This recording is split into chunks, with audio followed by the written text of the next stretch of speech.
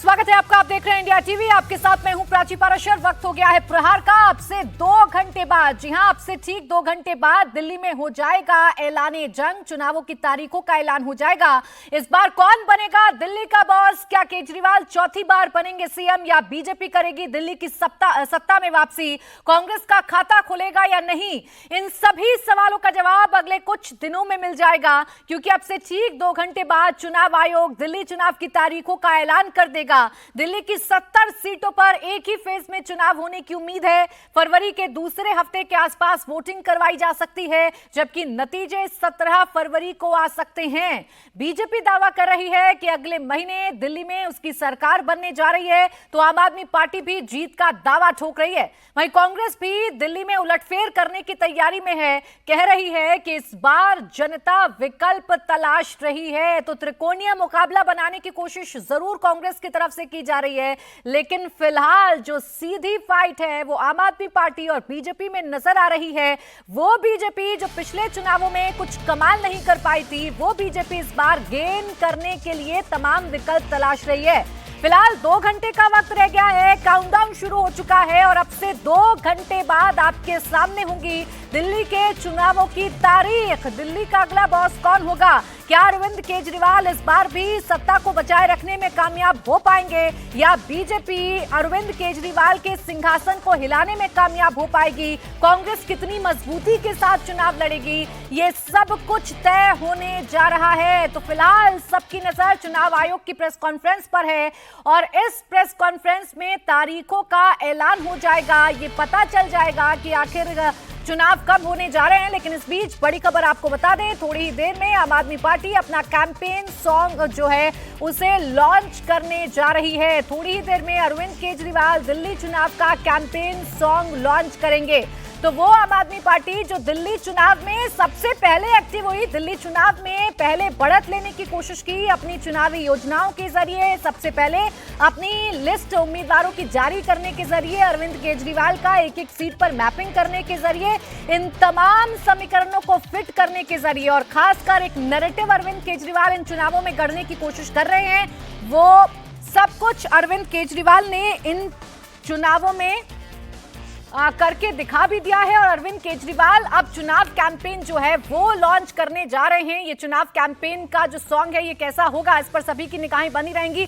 लेकिन आइए आपको बताते हैं कि दिल्ली का ये जो चुनाव है वो कितना दिलचस्प होने जा रहा है। पिछली बार जो वोट परसेंटेज का मार्जिन अच्छा खासा था, इस बार कैसा रहेगा? ये है दिल्ली की वो 70 सीट जो तय करेंगी कि अरविंद केजरीवाल का सिक्का एक बार फिर से जमेगा दिल्ली में, या बीजेपी अपना कमल खिलाने में कामयाब हो पाएगी।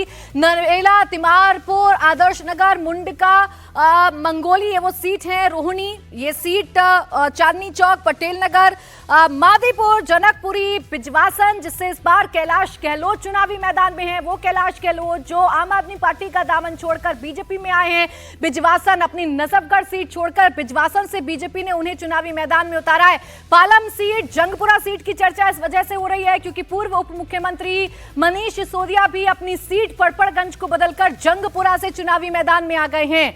वो ये सीट भी काफी दिलचस्प है। जबकि देवली, त्रिलोकपुरी, पटपड़गंज, कृष्णानगर सीट, गांधीनगर सीट, शाहदरा, मुस्तफाबाद, छतरपुर, किराड़ी, विश्वासनगर, रोहतास नगर, लक्ष्मी नगर, बदरपुर, सीलमपुर, सीमापुरी, गोंडा, करावल नगर, ये 70 सीटें हैं दिल्ली की जो ये तय करेंगी कि दिल्ली का अगला बॉस कौन होने जा रहा है। लेकिन सबसे पहले बात उस हॉट सीट की कर लेते हैं जहां से पूर्व मुख्यमंत्री और आम आदमी पार्टी के संयोजक अरविंद केजरीवाल चुनावी मैदान में हैं। लेकिन इस बार इस सीट को कड़ा बनाने के लिए, इस सीट पर मुकाबले को कड़ा बनाने के लिए आम आदमी पार्टी ने तो अरविंद केजरीवाल को मैदान में उतारा ही है, बीजेपी ने अपने पूर्व सांसद प्रवेश वर्मा को मैदान में उतार दिया है। जबकि अपनी मां की लीगेसी को बरकरार रखने की कोशिश करते हुए संदीप दीक्षित इस मैदान में उतर चुके हैं।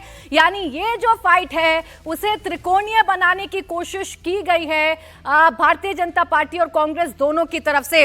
अरविंद केजरीवाल दिल्ली के पूर्व मुख्यमंत्री हैं, 2013 से लगातार 3 बार चुनाव जीतते आए हैं। प्रवेश वर्मा वर्मा पूर्व सीएम साहिब सिंह वर्मा के बेटे हैं। पहली बार इस सीट से चुनाव लड़ रहे हैं क्योंकि इससे पहले वो सांसद रह चुके थे। संदीप दीक्षित की अगर आप बात करेंगे तो ये भी पूर्व सीएम शीला दीक्षित के बेटे हैं। शीला दीक्षित 3 बार यहां से चुनाव जीतती रही। आपको ये भी जानकारी दे दें कि संदीप दीक्षित को जानकारी नई दिल्ली सीट की है क्योंकि अपनी मां का चुनाव कैसे मैनेज करना है, कैसे चुनाव लड़ना है नई दिल्ली सीट से, ये संदीप दीक्षित के हाथों में बागडोर रहा करती थी। इसीलिए माना जा रहा है कि इस बार नई दिल्ली का ये जो चुनाव है ये काफी दिलचस्प होने जा रहा है क्योंकि पिछली बार अरविंद केजरीवाल ने चुनाव तकरीबन 21,000 वोटों से जीता था। इस बार 21,000 वोटों का जो मार्जिन है उसे कितना प्रवेश वर्मा और संदीप दीक्षित कम कर पाते हैं, कौन बाजी मार पाता है, ये देखना बड़ा दिलचस्प हो जाएगा।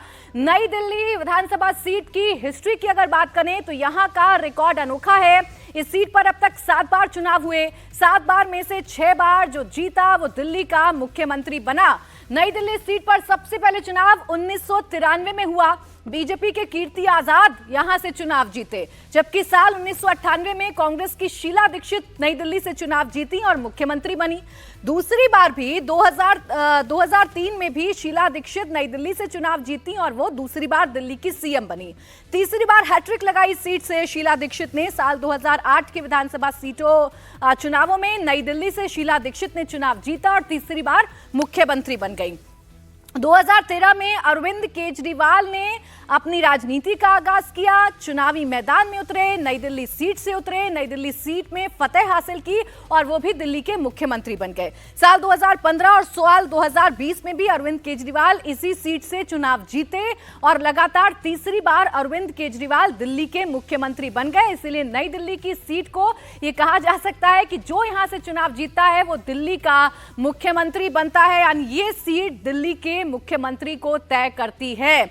अगर नई दिल्ली सीट की बात करें तो ये सीट मिक्स पॉपुलेशन वाली सीट है।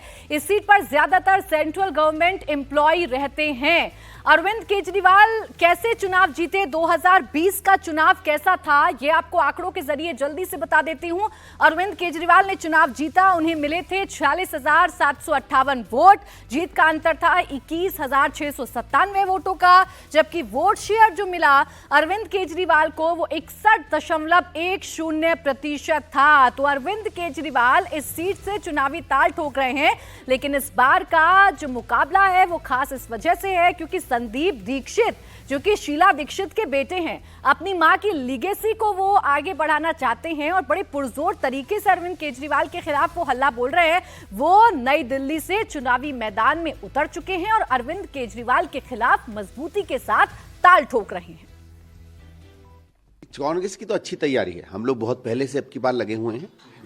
और एक तो ये भी था क्योंकि हमारे सिटिंग विधायक नहीं थे और कॉर्पोरेटर भी कम हैं, तो स्वाभाविक है कि कई जगहों पे जहां आदमी का चुना हुआ प्रतिनिधि होता है वो तो पहले से तैयारी करता है। तो इसलिए हम लोगों ने पहले से जहां, क्योंकि हमारे पास उस तरह के चुने हुए प्रतिनिधि नहीं है, हम लोगों ने अपनी तैयारी बहुत पहले से शुरू कर दी है। कैंपेन निकल आया है, जो राज्य सरकार है उसने कहां कहां काम नहीं किया है उसकी बहुत एक नियोजित तरीके से हमने आलोचना की है। हम खुद क्या करना चाहते हैं दिल्ली में उसका हम धीरे धीरे उल्लेख कर रहे हैं। अच्छी तैयारी है कांग्रेस की। अब देखिए, संदीप दीक्षित पूरी तैयारी कर रहे हैं, शीला दीक्षित के कार्यकाल में किए गए कामों को याद दिला रहे हैं। तो इसी सीट से ताल ठोकने वाले प्रवेश वर्मा भी दिल्ली के पूर्व मुख्यमंत्री के बेटे हैं। वो एक बार विधायक रह चुके हैं और 2 बार सांसद रह चुके हैं। 2013 में जब आपकी लहर थी तब भी वो जीते थे। महरौली सीट पर कांग्रेस के हैवीवेट को योगानंद शास्त्री को उन्होंने हराया था। इसके अलावा 2014 और 2019 में वो लोकसभा सांसद भी रह चुके हैं, लेकिन इस बार वो केजरीवाल के खिलाफ मैदान में हैं। इस बार उन्हें लोकसभा चुनावों में टिकट नहीं दिया था, प्रवेश वर्मा का टिकट काट दिया गया था क्योंकि उन्हें बड़े लक्ष्य के लिए भारतीय जनता पार्टी तैयार कर रही थी और यह बड़ा लक्ष्य है अरविंद केजरीवाल को हराने का। मैं सबसे अपील करना चाहता हूं कि इस पर्व में आगे बढ़ चढ़कर हिस्सा लें।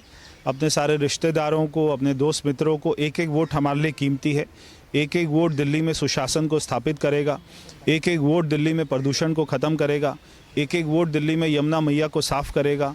आपका एक एक वोट कीमती है डबल इंजन की सरकार बनाने के लिए।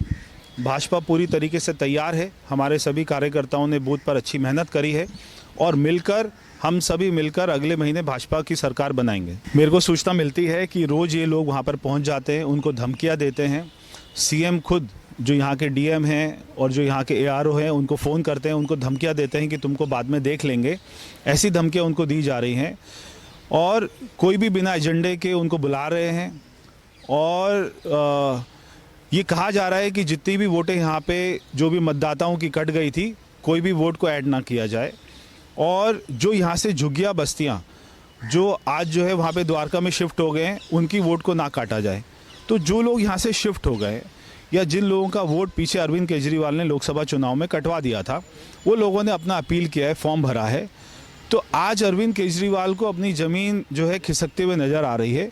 ये सारे कदम वो बौखलाहट में उठा रहे हैं, ये उनको शोभा नहीं देता। वो दिल्ली के मुख्यमंत्री रहे हैं, एक बार नहीं 3 बार रहे हैं, तो उनको जनता का मैंडेट को जो है स्वीकार करना चाहिए।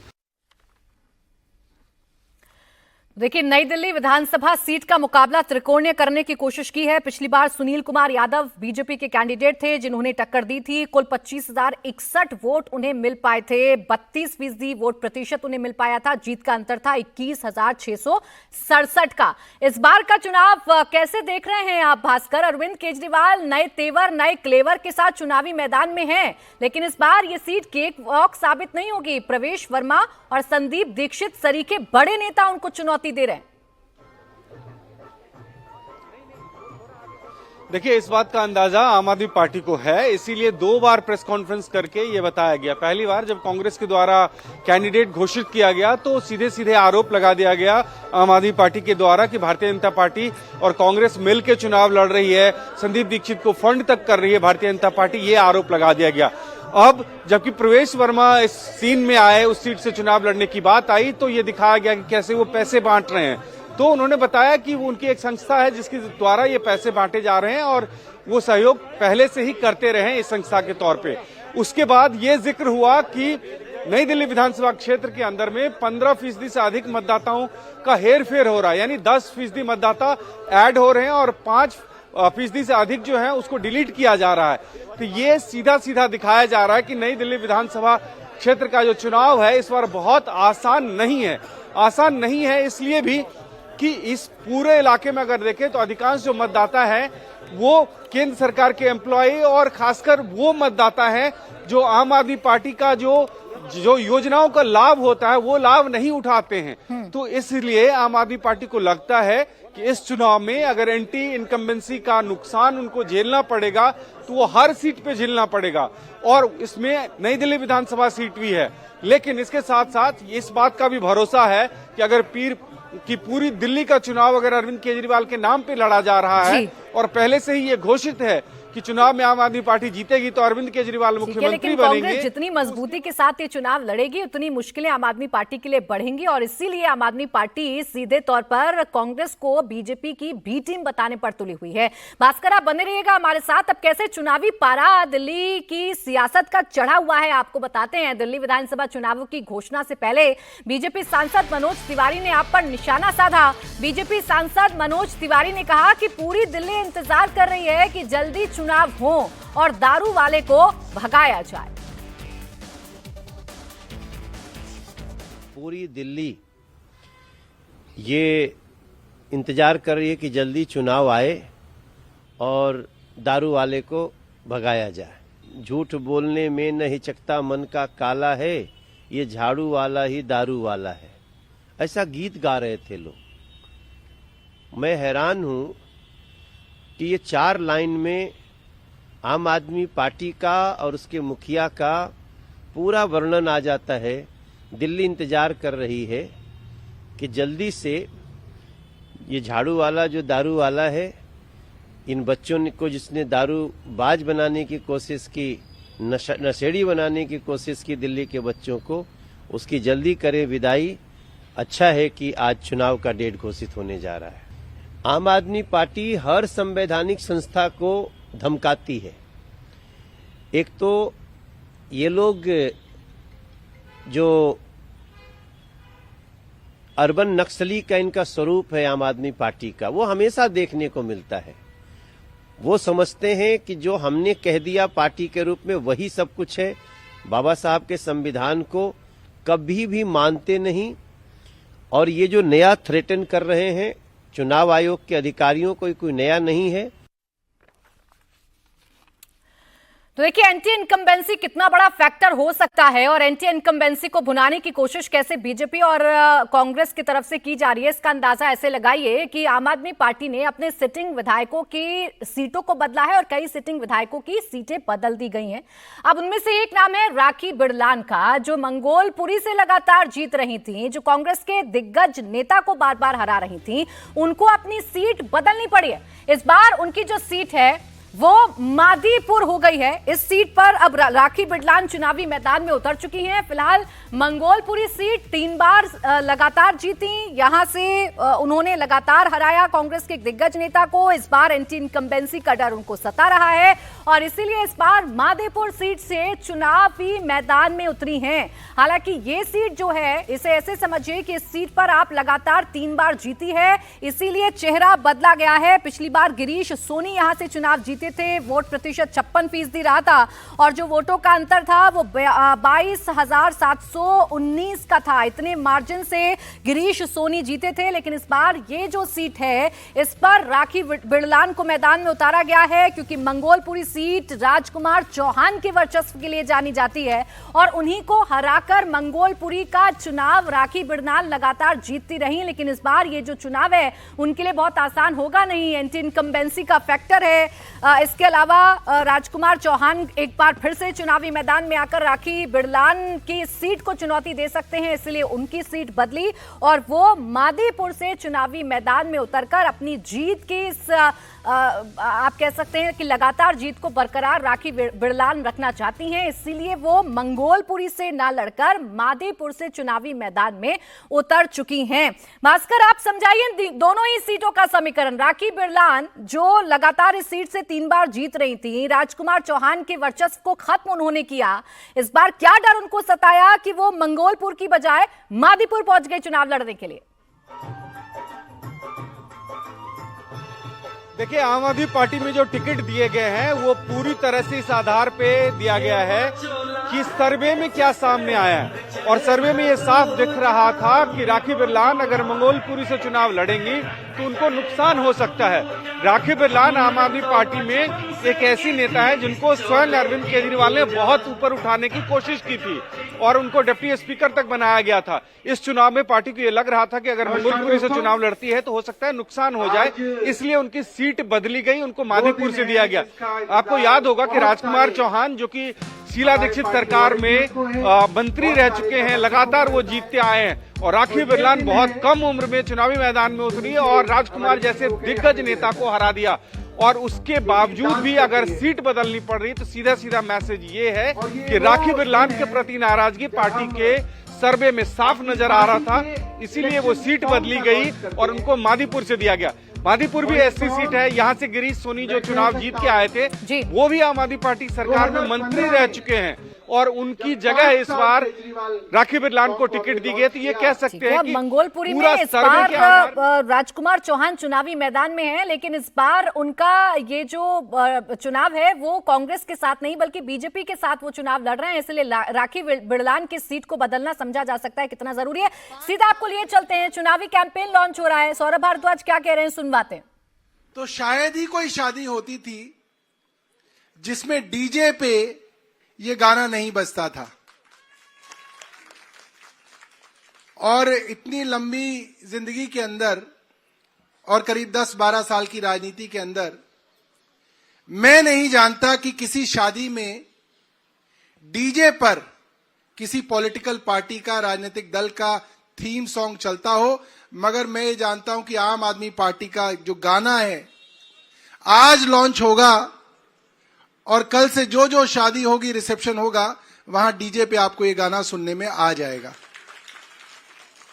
तो आज हम सब लोग इस गाने को लॉन्च कर रहे हैं जिसको हमारे लोगों ने खुद बनाया है और सारे छोटे से बड़े काम इसके लिए किए हैं। तो मैं एक बार टेक्निकल टीम से निवेदन करूंगा कि एक बार सॉन्ग जो है यहां स्क्रीन के ऊपर चलाया जाए।